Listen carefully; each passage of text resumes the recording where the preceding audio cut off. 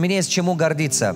Это мое есть уникальность, что у меня есть свои миллионеры. Люди видят тебя, когда ты уже успешный, они начинают тебя признавать. А до этого они не видят ничего. Вроде бы прибыльный, но если тебе не подходит твой образ жизни, лучше не делать. Самое интересное было в том, что когда ходил на эти тренингах, я на русском-то не понимал. У вас в голове сразу, потому что это мышление должника. Я помню, я через это прошел. И в голове мысль, где бы еще, брат? А теперь, если ты берешь, и это маловато, думаешь, мало занимал, надо было побольше занять. Вам придется заставить себя взять в руку. Что я хочу сказать? Большие успехи приходят в вашей жизни только через наставники. Без наставника они не придут. Я сегодня хочу говорить очень много о тех вещах, которые помогли нам достигать успехов. Я сегодня буду говорить все практические шаги, которые сделал, через чего помогло мне дойти до такого уровня успеха. Есть здесь у нас из этих 38 учеников, которые вы видите, 7-8 из них, может быть 8, может быть 7 из них, они когда пришли к нам, уже были миллионеры. Но они пришли к нам. Почему? Потому что, значит, что-то видели ценности, видели что-то хорошего, поэтому, наверное, пришли. Некоторые меня спрашивают, почему вы не организуете форум с мировыми спикерами и так далее. Я говорю, знаете, мне есть чему гордиться. Это мое есть уникальность, что у меня есть свои миллионеры рядом со мной, которые мы вырастили. Не каждый бизнес-тренер или бизнес-наставник могут хвастаться тем, что он вырастил, стал причиной того, что кто-то другой стал миллионером или кто-то другой вырвался из кучи долгов и так далее. Сегодня, 2021 год, 24 мои компании действуют. Они в сфере торговли, в сфере недвижимости, строительства. Я недавно купил еще небольшой банк, который собираюсь сделать его нормальным банком и так далее. Вот так работаю в этих направлениях. Это сегодня 21 год. Я сначала покажу вам сегодня, а потом вернемся назад, для того, чтобы вы поняли, что это все не так просто появилось. Люди видят тебя, когда ты уже успешный, когда ты уже что-то добился, они увидят. Когда ты уже что-то смог сделать, они начинают тебя признавать. А до этого они не видят ничего. Вот так выглядит, вы можете в интернете или где-то посмотреть. UDI Group, United Develop Investment Group, можете посмотреть, вы увидите. Вот так и выглядят эти бизнесы, они разные. Это школы, это фисташковые плантации, абрикозы плантации, недвижимость. В одном из наших бизнесов мы продаем стройматериалы, вот это видите, вот это для строительства. Вот, в общем, они такие. Если вам нужно будут когда-нибудь свежие фрукты и так далее, обращайтесь ко мне, потому что через 2 года я буду самым, наверное, крупным поставщиком в этом сфере, потому что огромные плантации делаю. Ну, это дерево последовательно растет, постепенно дает доход и так далее. И это наши магазины в России, там сухофрукты, оптики, они по Казахстану находятся. Мой путь, с чего начиналось и как я начал это все делать. Вот я родился в таком селе. Когда-нибудь приглашаю вас к себе домой, приезжайте, там всего 426 домов. Последний номер дома – это мой номер. Потому что дальше начинаются горы. У меня не было шанса стать, кто я есть на данный момент, на сегодняшней жизни. Поэтому я очень хорошо понимаю, о чем тут рассказываю. Вот так я уехал в Россию гастарбайтером. В 96 году. Это, видите, стройка идет в каком-то здании или что-то там было, я был грузчиком и так далее. Я с этого начинал. Я начал стать потом тренером по здоровью. Когда я начал стать тренером по здоровью? Когда я начал понять, что сначала в 96 году полгода я работал гастарбайтером, грузчиком и так далее. Я осознал, что таким путем изменить свою судьбу не получится никогда. Я просто все то, что зарабатывал, вкладывал в свои мозги, ходил и учился. Вкладывал образование. В 96 годах я ходил на тренинги, которые в день платил $500. А квартиры в Таджикистане стоили $400-500. Представляете, в день я платил стоимость одной квартиры. Доллар было 625 рублей, $100, я помню, было 625 рублей. Я ходил на тренинги, а тренинги стоили 3000, 5000 рублей, 8000 рублей. А 8000 рублей это было $1200 почти. Самое интересное было в том, что когда ходил на эти тренингах, я на русском-то не понимал. Почти 98% не понимал, что они говорят. Я выходил вон там, в туалете, плакал и сказал себе, как это так, как так, как эта судьба такова. Я не понимал на русском. Поэтому, но одну вещь меня удовлетворяла, это что? Ты на правильной дороге.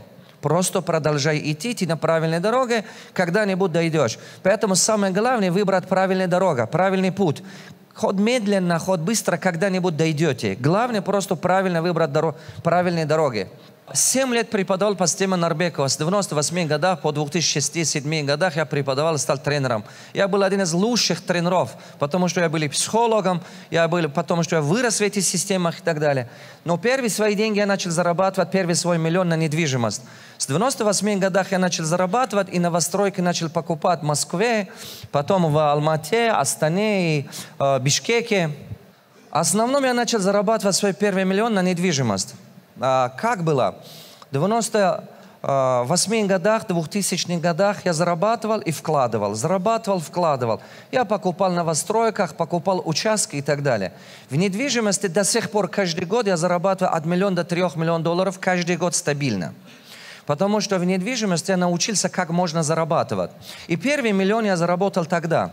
То есть получилось так. Я покупал новостройки, покупал участки. Вот это два важные вещи, была фишка, которую я это делал. Потом они, когда начали подорожать, помните, в 2004 годах, 2005 годах, цены начали подорожать. Я начал продавать, и у меня была нормальная сумма денег. Но жизнь, она такова штука, что вы обязательно пройдете через определенные вещи. Через определенные ошибки и так далее. Вы видели мой ролик «Улыбайся»? А вот в таком случае вам придется заставить себя взять в руку. Порой вы поймете, что судьба даже против вас. Природа против вас. Люди против вас. Абсолютно все против вас. Как будто у вас места нету в этом мире. И я тогда понял. Я думал, «Йо Аллах, дай мне силы как-то пройти все это. Наверное, ты к чему-то меня готовишь. Но только дай силы пройти все это. Потому что за что бы я ни взялся, заканчивается бедой. За что бы я ни взялся, заканчиваются долги. А долги – это унижение, это давление, это ссоры, это моральная усталость, истощает ваш организм, здоровье, авторитет ваш полностью уничтожает. Это так. Когда людям рассказываешь о свой успех, люди думают, что как будто у тебя легко все получается, без ошибки, без потери и так далее. Нет. Потери вначале гарантированы, ошибки вначале гарантированы. Через их мы пройдем. А оказывается, это похожа формула на это, да? Мы же понимаем, что когда мы хотим писать плюс, обычно как пишется плюс? Мы же знаем, что сначала пишется так, да? А потом? То есть получается, что любой успех, первые в начале шаги, у него обязательно будут что? Ошибочные пути. Я начал консультироваться с Ричардом Брэнсоном. На тот момент у меня было 9 компаний. Я у него консультировался. Я ему спросил, почему я пошел к нему консультироваться? Я платил очень хорошие деньги. $50 000 за 5 минут. Вы платили бы так? Поэтому я миллионер.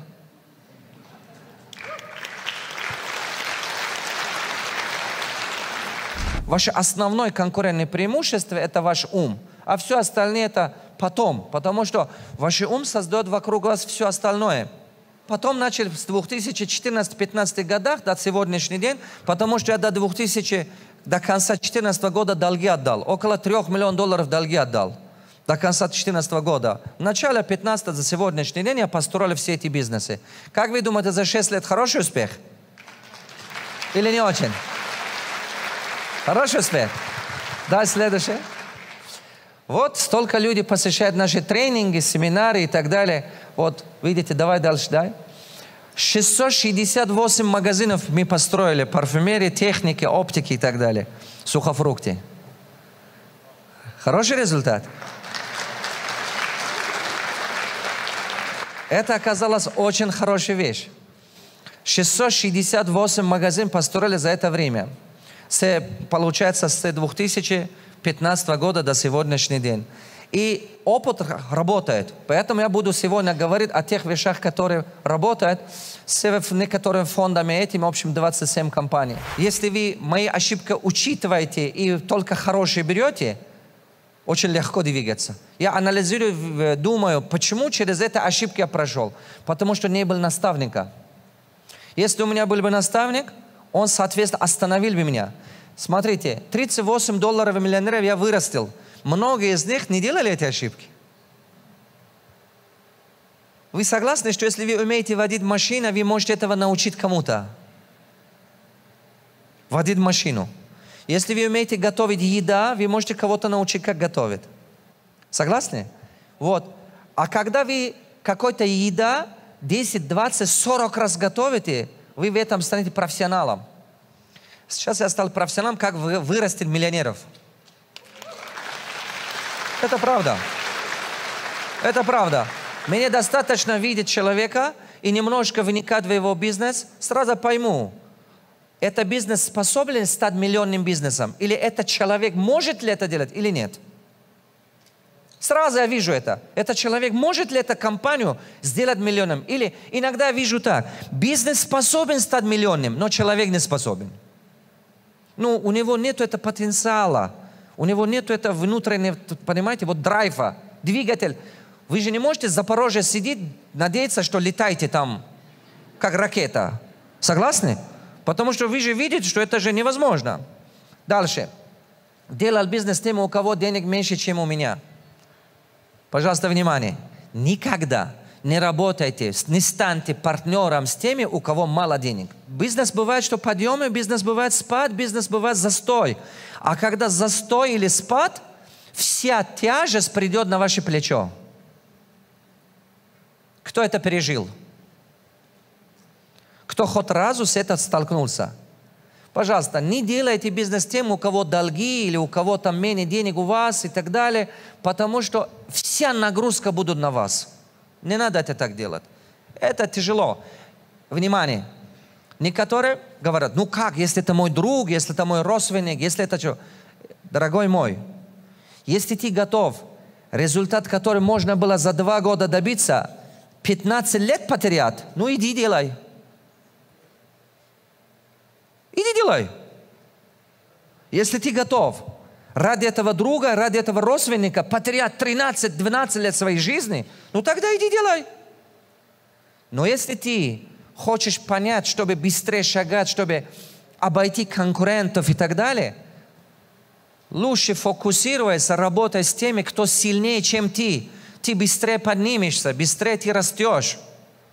Будешь работать с теми, у кого денег меньше, чем у тебя, момент застой, момент трудностей, момент кризиса, все трудности придут на твои шеи. Всегда подсознательно делал акцент на прибыль. Одной из моих больших ошибок было то, что когда выбирал проекты, я всегда выбирал проекты, ориентируясь на прибыль. А когда вы много ориентируетесь на прибыль, вы не замечаете риски. Кто понял? Что происходит? Вы не замечаете подводные камни, не замечаете риски. Внимание обратите. Пожалуйста, больше акцент делайте на управление риска. Если риском можете управлять, прибыль гарантированно будет. Потому что если риски вы можете понять, где риск, как его управлять, как безопасить и так далее, прибыль у вас все равно будет. Прибыль гарантированно будет, ребята. Так что просто старайтесь, чтобы сначала управлять риски. Всегда смотреть вперед, не замечать, что обязательство растет. Я иногда, помните, то я по партнера пригласил, проект не работал. То того пригласил, проект не работал. Некоторые из них, они приходили, мне говорили, послушай, раз у тебя проект не работал, верни мне деньги. Честно скажу вам, я всегда возвращал деньги, если проект не работал. Всегда. Потому что я привлек, хотя они вложили в бизнес, но если бизнес не пошел проект, хотя это я не обязан вернуть, иногда проект это риск. Мы мусульмане, если ты участник прибыли, и ты должен быть участником потери. Также, но просто некоторые люди просто в тот момент приобуваются. Также они приобуваются. Я всегда возвращал. Я не хотел ни с кем спорить, ни с кем его говорить. Я говорю, послушай, парень, это всего лишь деньги. Ты меня деньгами не напугаешь. Давай я тебе их верну. Я был такой, я всегда возвращал. Проект, если не работал, я вернул деньги. Лучше отношения. Лучше сохранить отношения, лучше сохранить человечность. Я думаю, что через 5 лет, 7 лет, мой цель к 30-й год дойти до этого. Аллах даст, до этого время среди них будут 10, может быть 5 или 10 из них миллиардеров, 90 из них миллионеров. Я думаю, что теперь они не дадут мне падать. Согласны?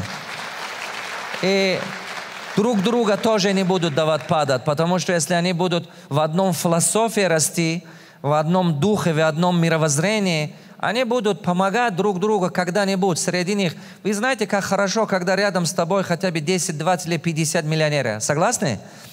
Представьте на минуту, любая идея на тебе по $1 миллион, 100 миллионов. Любая идея. Это не важно, твоя идея или их идея. И вы вместе, вкладывая, создадите синергию, вы сделаете большие успехи и так далее. Я над этим работаю, потому что среда все равно определяет, кто вы станете. Вы никогда не займете в одиночке место 100 миллионера. Никогда. Согласны? Это невозможно. Я когда вот это пережил, трудный момент, вот это когда был в долгах, и сильно помолился Аллаху, я сказал, дай мне мудрость, чтобы как-то создать вокруг себя ту среду, которая поможет меня и для меня была на благо, и для моих учеников и так далее. И, алхамдулилlah, потихонечку получается это все создавать, формировать. Однажды один мой ученик мне сказал, наставник, вы так много ошибки делаете. Один мой ученик так сказал. Я сказал, ты прав, я просто учусь. Он говорит, почему так столько ошибок? Я сказал, потому что я хочу стать миллиардером, поэтому. Теперь зато я точно уже фундамент создал и точно знаю стратегию, которая приведет к этому. Если вот тут четко поймешь, без этого не обойдешься, наверное, так. Одна из больших ошибок, которую я делал, это было неправильное расширение. Я быстро расширялся, и эти расширения привели к распылению. То есть получается, что в год 36 магазинов спортивной одежды открыли, еще 3 магазина одежды, и они оказалось, когда вы быстро расширяетесь, команда не успевает быть готовой. Команда не успевает быть готовой, будут недофинансированы и много проблем. 3 показателя я выявил, которые надо расширяться, если они у вас есть. Когда у вас накапливаются резервные деньги, резервный товар и резервные кадры, когда вот это все у вас появляется, когда вы внимание обратите, вот это вы видите, что вот это ваш магазин или точка, потолок проходимости достиг. Например, здесь у вас продажа 12 миллионов тенге. Сколько бы вы туда товар не таскали, в месяц он продает 12 миллионов тенге. Например. Больше не продает. Может быть, в магазине у вас 30 миллионов товар, но он все равно продает на 12 миллионов. Плюс-минус там миллион больше, миллион меньше и так далее. Или сезоны чуть меньше. То есть получается, что потолок проходимости выявили. Пожалуйста, туда больше не запихивайте товар. Лучше открывать 2-ю, 3-ю точки и так далее. Иначе этот ваш магазин превращается в склад. К чему превращается? Склад, да. Поэтому в обязательном порядке уйдите от этого. Если вы от этого уйдете, это будет хорошо. Вот, расширяйтесь, если эти показатели видите. Преждевременное расширение – это распыление. Во всех бизнесах начинал масштабно работать. Одна из проблем была это. Вместо того, чтобы делать сначала одно, потом второе, потом третье, я начал делать сразу масштабно. Внимание обратите. Например, когда кунжит надо было сажать, я сажал сразу 100 гектаров. Не 1-2, сразу 100.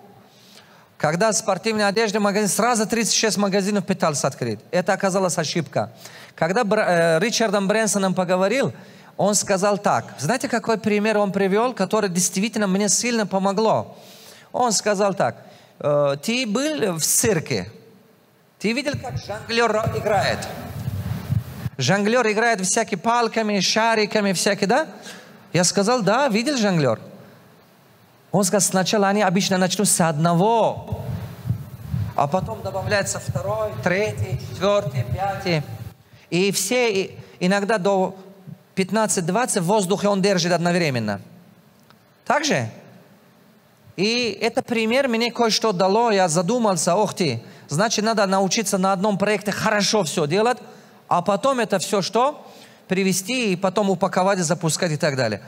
И у меня это получилось. Что я хочу сказать? Большие успехи приходят в вашей жизни только через наставники. Без наставника они не придут. Я думаю, что сегодняшнее, то, что я сейчас рассказывал, куча ошибок, вы для себя, что какой-то делали вывод. Недофинансирование. Много проектов бывает недофинансирование. Вообще, оказывается, потом, когда тоже делал анализ, многие, не только у меня, даже у многих людей, которые бизнес не могут нормально двигаться, подниматься, стать жизнеспособным, это 85% проблемы банкротства, это недофинансирование изначала. Изначально недофинансирование. То есть бизнес мог бы нормально, это как больной ребенок, который родился больной. Похож на этого. Вот бизнес, который изначально недофинансирование переживает, она вот так еле выживает, и так, а год за годом потом труднее его привести в порядок. Поэтому планируйте сначала, найдите себе, если нету в финансах, найдите нормальных сильных партнеров и всегда в планах делайте худшие вещи. То есть я имею в виду, ориентируйтесь на планах, на бумага, все плохое. Хорошее, если придут, это радуешься. Я имею в виду, план должен быть пессимистический, а не позитивный. Обычно у многих людей наоборот. План супер позитивный, потом результат пессимистический какой-то. Лучше пусть будут наоборот. Пусть будет план такой слишком пессимистичный, зато результат вас будут радовать. Настроение у вас хорошее? Сейчас мы пойдем обеденный перерыв. Да, хорошо, спасибо. Пожалуйста. Бурные аплодисменты.